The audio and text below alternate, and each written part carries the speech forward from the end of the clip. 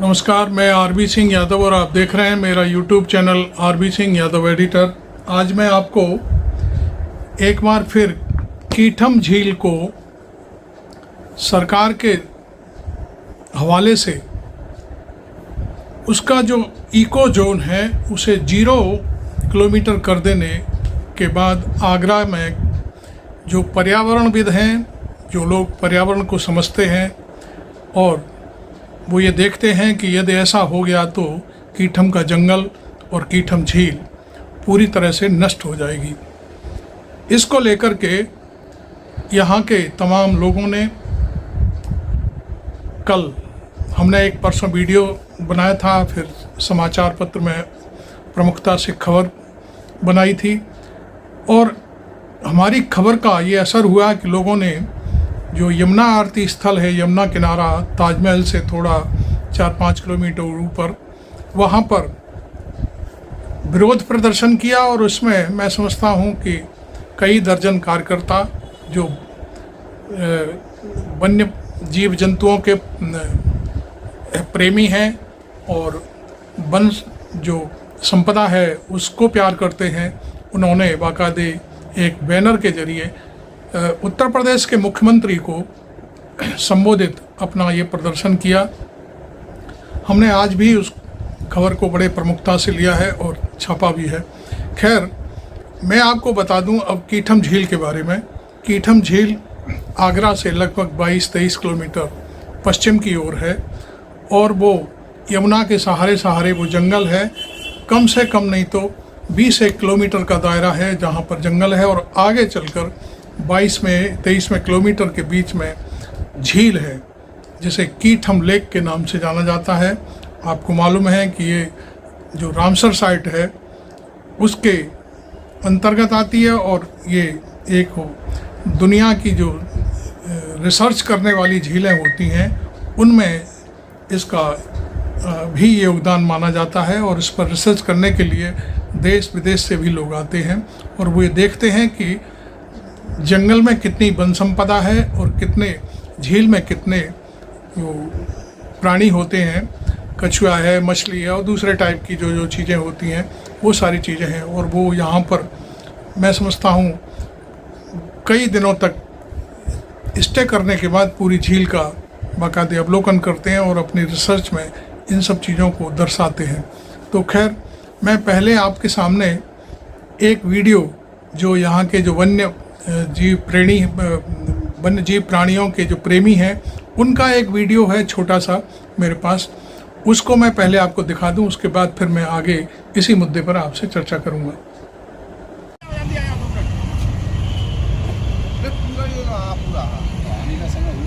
सूर सरोवर पक्षी विहार के इको सेंसिटिव जोन को ना बदला जाए, सूर सरोवर पक्षी विहार को बचाया जाए। ये हमारी अनमोल धरोहर है आगरा की, इसको नष्ट होने से बचाएं। सूर सरोवर पक्षी विहार को बचाएं। आपने देखा, लोग मुट्ठी भर जरूर हैं लेकिन विरोध शुरू हो चुका है और ये विरोध मैं समझता हूँ जाया नहीं जाना चाहिए, क्योंकि तमाम पर्यावरणविद हैं जो ये सारी चीज़ों को देखते हैं और उसके संरक्षण के लिए आवाज़ उठाते हैं। खैर, आज यमुना आरती स्थल पर ये प्रदर्शन करके मुख्यमंत्री को ज्ञापन भेजा था, कल ही भेज दिया था, या ज्ञापन तो परसों ही भेज दिया था। कल उन्होंने धरना दिया था जो आपने देखा इस वीडियो में। अब मैं आपको इस झील के बारे में थोड़ी सी और कहानी बता देता हूँ, उसको आप देखिए। और उसके एक खबर है मेरे पास। खबर यह है कि उत्तर प्रदेश के मुख्यमंत्री योगी आदित्यनाथ की मंत्रिमंडल ने, जो मंत्रिपरिषद होती है, उसने एक निर्णय लिया है कि सभी यमुना भक्त और पर्यावरण प्रेमी उस मंत्रिपरिषद के जो प्रस्ताव है उसका कड़ा विरोध करते हैं। ये खबर थी। उसमें यह था कि सूर सरोवर, कीठम लेक को सूर सरोवर पक्षी विहार भी कहते हैं। यह अति संवेदनशील और संरक्षित पक्षी विहार है। इसका इको सेंसिटिव जोन को 0 किलोमीटर घोषित करना इस अति संवेदनशील जंगल के लिए प्राणघातक है। इन लोगों का जो कहना है, ये खबर मेरे पास आई है उनका। मैं इस कीठम लेक के बारे में पहले बता दूं कि यह जंगल मथुरा रिफाइनरी से उत्पन्न होने वाला प्रदूषण जो होता है, आपको मालूम है कि रिफाइनरी में जो प्रदूषित चीज़ें, तेल का शोधनशाला है, वहाँ से जो प्रदूषण पैदा होता है उसको रोकता है। राजस्थान जो पूरा मरुस्थल पर बना हुआ है हमारा राजस्थान प्रदेश, वहाँ से जो धूल भरे कण आते हैं और ताजमहल को नुकसान पहुँचाते हैं, उन सारे धूल भरे कणों को ये जो जंगल है कीठम का, ये सोख लेता है और बाकी बची हुई चीज़ें झील में भी समाहित हो जाती हैं जो धूल के कण होते हैं। इस झील और पूरे वन्य क्षेत्र में 165 प्रकार के पशु पक्षी पाए जाते हैं। बताइए, 165 मामूली चीज़ नहीं होती, इतने पशु पक्षी एक ही जंगल में, एक ही झील के आसपास। यह जंगल तक्षक वन के रूप में भी प्रसिद्ध है, क्योंकि आपको मालूम है कि तक्षक एक सर्प होता है और उस सर्प की प्रजाति इसी क्षेत्र में पाई जाती है। यहाँ अजगरों की भी बहुतायत है, क्योंकि ये जंगल बहुत घना है, बगल में झील है।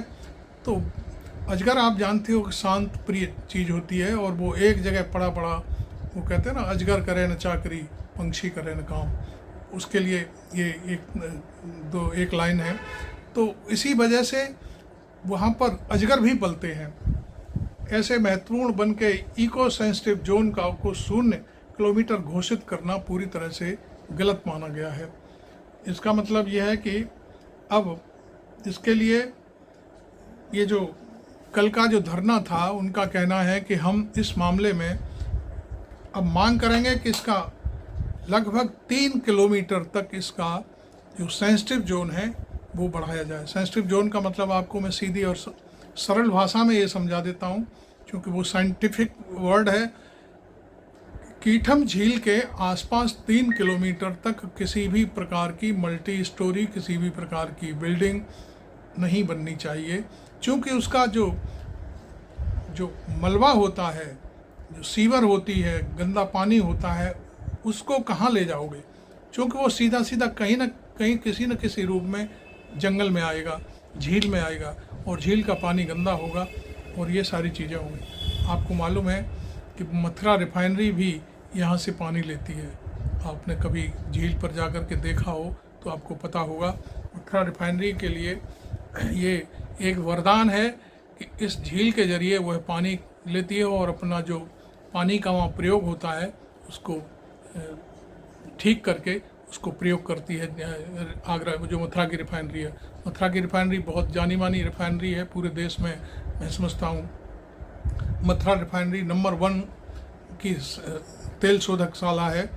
खैर, मैं इस बात पर ज़्यादा जोर न दे करके मैं आपको ये बताऊंगा कि ये रामसर साइट है और ये रामसर साइट ईरान में एक कन्वेंशन हुआ था, तब ये रामसर साइट का जन्म हुआ था और वहाँ उस रामसर साइट ने फिर पूरे दुनिया में झीलों के, जहाँ वन संपदा के बीच में झील एकत्रित हैं, उसको देखा और सभी को चिन्हित किया, जिसमें कीठम झील भी आती है। कीठम झील, आपको लगता है कि कीठम का जंगल और कीठम झील कोई मतलब नहीं, मायने नहीं रखती, लेकिन हम जानते हैं, हम भी पर्यावरण के ऊपर बहुत लिखा है हमने। आगरा के लिए ये एक लंग्स का काम करती है। मैंने अपनी पिछले वीडियो में भी ये बात बताई थी कि ये कीठम झील ऑक्सीजन देती है पूरे आगरा को। इसी तरह से दयालबाग की जो 1600 हेक्टेयर ज़मीन है उस पर खेती होती है, एग्रीकल्चरल लैंड है वो, और वहाँ पर मैं समझता हूँ कि कम से कम भी नहीं होंगे तो लाखों की संख्या में पेड़ हैं, 50 लाख भी हो सकते हैं। उन्होंने भी, दयालबाग ने भी अपनी कॉलोनियों के अलावा कॉलोनियों में भीतर तमाम बगीचे बना रखे हैं।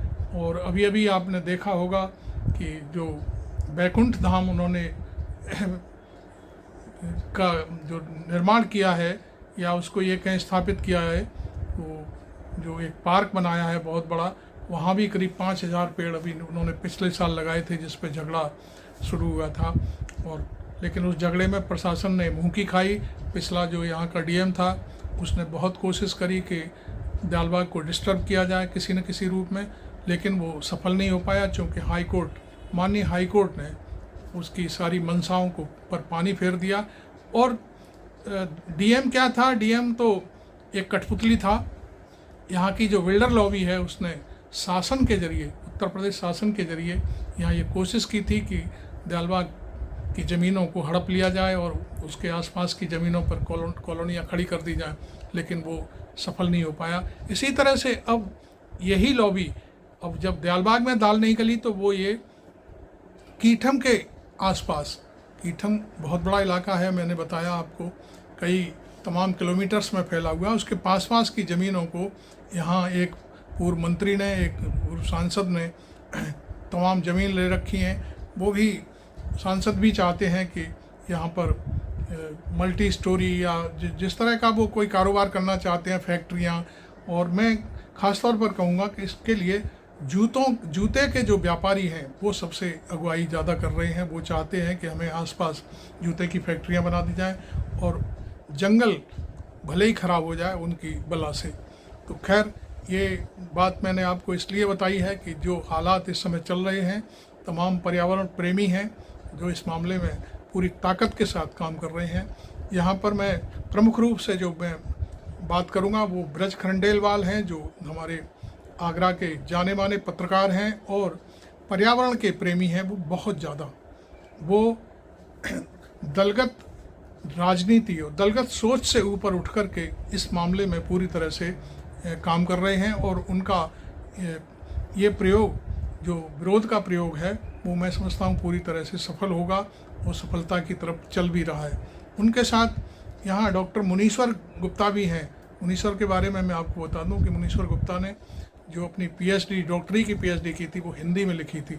ये बहुत बड़ी बात होती है। डॉक्टर मुनीश्वर भी उनके साथ हैं और तमाम और भी बहुत सारे लोग हैं जो आपने इस प्रदर्शन में देखे होंगे। मैं बहुत सारे लोगों का नाम नहीं जानता और कुछ लोगों को मैं डायरेक्ट, मेरी कोई पहचान भी नहीं है उन लोगों से, इसलिए मैं उन्हें पहचानता नहीं। लेकिन उन्होंने जो वीडियो मेरे पास जो 23-24 सेकंड का आया है वो मैंने आपको यहाँ दिखाया है।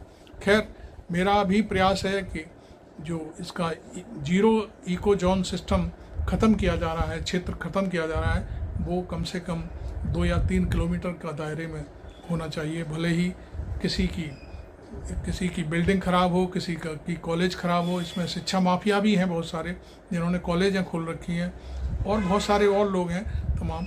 मैं यहाँ किसी का नाम नहीं लूँगा, लेकिन शासन पर दबाव डाल करके, और इसमें भारतीय जनता पार्टी के लोग भी तमाम शामिल हैं जो इस कीठम लेक और कीठम के जंगल को पूरी तरह से ध्वस्त करना चाहते हैं। Thank you very much. मैं आरबी सिंह यादव।